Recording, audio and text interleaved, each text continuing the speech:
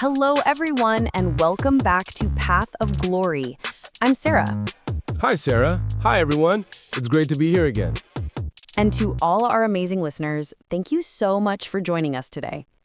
Yes, thank you. We really appreciate your support. In today's episode, we're going to talk about something exciting, travel experiences. That's right. Travel is a great topic for practicing English because it's full of useful vocabulary. And almost everyone has a travel story to share, whether it's a trip abroad or just a weekend away. Exactly. So in this episode, we'll cover common travel words, useful phrases for talking about trips, and we'll share some of our own travel experiences. And as always, don't forget to subscribe to English Vibes, give this episode a thumbs up, and share it with your friends who are also learning English. Yes, and we'd love to hear from you. Please leave a comment telling us about your most memorable trip. So, David, let's start with a simple question. Do you enjoy traveling? Yes, I love traveling. For me, traveling is a way to relax, to learn about new cultures, and to meet new people. I agree. Traveling gives you new experiences.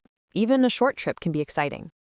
Absolutely. For example, last summer, I went on a trip to Italy. Oh, that sounds amazing. Tell us more. I stayed in Rome for 3 days. I visited the Colosseum, walked around the old streets, and ate a lot of delicious Italian food. That must have been wonderful. Did you try pizza or pasta? Of course, I tried both. The pasta was homemade and tasted so fresh. Great. Food is always a big part of traveling. Definitely. Sarah, what about you? Do you have a memorable travel experience? Yes. A couple of years ago, I traveled to Japan. I stayed in Tokyo and also visited Kyoto. Wow, Japan. What did you like the most? I really enjoyed the temples in Kyoto. They were so beautiful and peaceful. And in Tokyo, I loved the mix of modern buildings and traditional culture. That sounds amazing. Did you try Japanese food? Yes, I ate sushi, ramen, and many small dishes. The food was delicious, but also very different from what I usually eat at home. So let's talk about some useful travel vocabulary. Good idea. For example, when you plan a trip, you often need to book a flight. Yes, book a flight means to buy your airplane ticket. You can also book a hotel. That means you reserve a room in advance. Exactly. When you travel, you often need to pack your suitcase. Right. Packing a suitcase means putting clothes and other things you need into your bag. Another useful phrase is go sightseeing. That means visiting interesting places in a city or country. Yes. For example, when I was in Rome, I went sightseeing at the Colosseum and the Vatican. Perfect. Another phrase is try local food. It means eating food that is special in that country. Yes, that's one of the best parts of traveling. Let's practice. I'll ask you, where did you go on your last trip? My last trip was to Italy. I booked a flight to Rome, stayed in a hotel, and went sightseeing every day. Very good. Now you ask me. Okay. Sarah, where did you go on your last trip? My last trip was to Japan. I packed my suitcase, booked a flight, and visited Tokyo and Kyoto. Great. And listeners, now it's your turn. Think about your last trip. Where did you go? What did you do?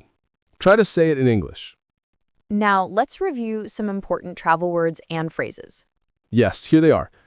Book a flight, book a hotel, pack a suitcase, go sightseeing, try local food, take photos, meet new people, relax on the beach, visit museums, go on a tour.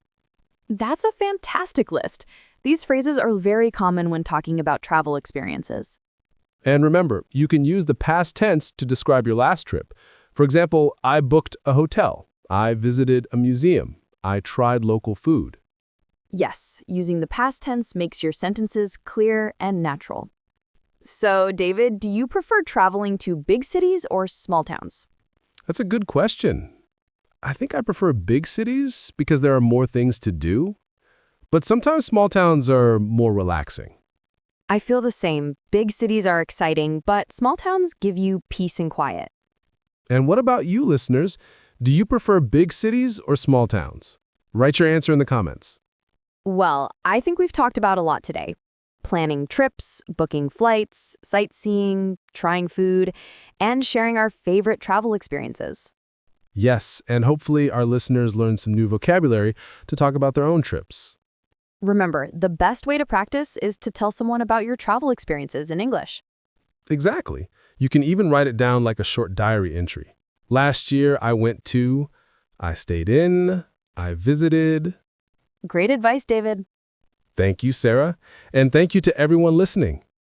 Yes, thank you so much for joining us today on Path of Glory. If you enjoyed this episode, please subscribe to our channel so you don't miss any future lessons. And don't forget to like and share this video with your friends who are also learning English. And finally, tell us in the comments, what was your best travel experience? We love reading your answers. Until next time, keep practicing your English and safe travels. Bye for now, everyone. Goodbye.